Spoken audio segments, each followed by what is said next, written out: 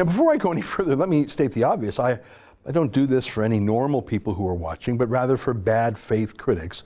Obviously, I disagree with and condemn this mass murderer who did his murders in the name of a political goal. That's terrorism. I say that because to the left and to liberals and to the self-appointed censors of the media, that's really what this moment was about. It was a moment to weaponize the 50 dead bodies and fire them at conservatives. Andrew Scheer, the conservative leader in Canada, put out a tweet of condolences and sympathy and solidarity very quickly. Look at it. He later put out a longer statement that mentioned Muslims and mosques. But the fact that Scheer did not do so immediately, that he did not name-check Muslims and mosques, was evidence to much of the Canadian media that Andrew Scheer himself was an Islamophobe who probably agreed with the murderer.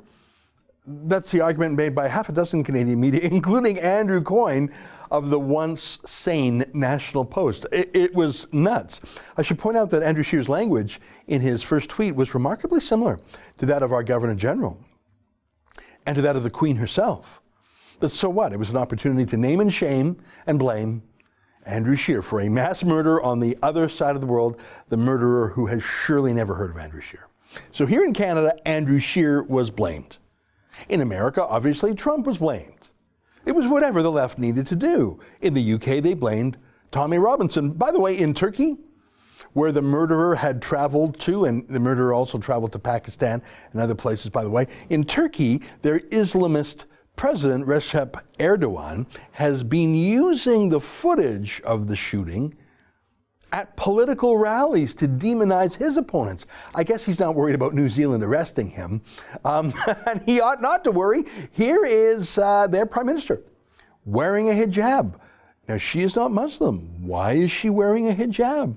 I know why some Muslim women wear a hijab, but she's not Muslim. She doesn't need to wear one to commiserate. Why the theater?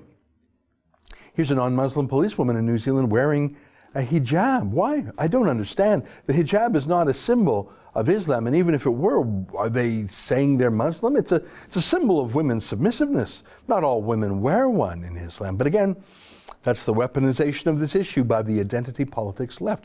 If you're not wearing one, you obviously are a racist.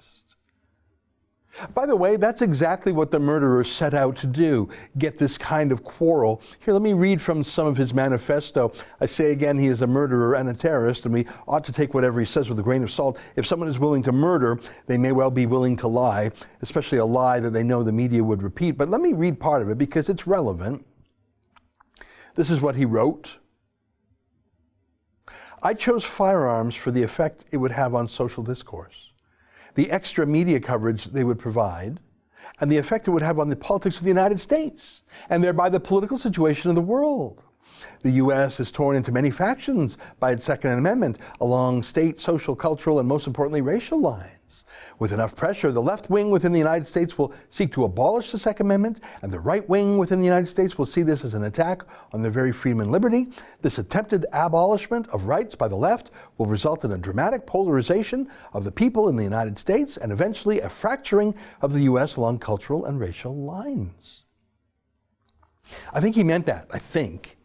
But whether or not he meant that, that's exactly what has happened. In fact, it's like his manifesto was taken as an instruction manual by the left. In addition to instant, massive censorship, we have instant, massive disarmament of the people. New Zealand has just decided to ban all the guns used in the shooting. And if you don't hand them in, you will be arrested and get almost as much time as if you had that video on your computer. That's pretty quick, eh? Hey, here's a question. If that mosque had had an armed guard, or an armed congregant, as some U.S. churches do, would the gunman have been stopped? I don't know, maybe. But I know one thing, the murderer here probably wouldn't obey a gun control law, given that the murderer here wasn't obeying the don't murder people law. This isn't about stopping the next terrorist attack. You saw the terrorist himself boasted about different ways he could have killed. Who knows if he really could have, but do you think that he would look at a new law against a particular kind of firearm and say, oh, well, then I'll give up my murderous plans? That's an excerpt from the Ezra Levant show. Every day I do a video monologue and then I interview an interesting guest and then I end by reading my hate mail, but you've got to subscribe to it which you can do at therebel.media/shows.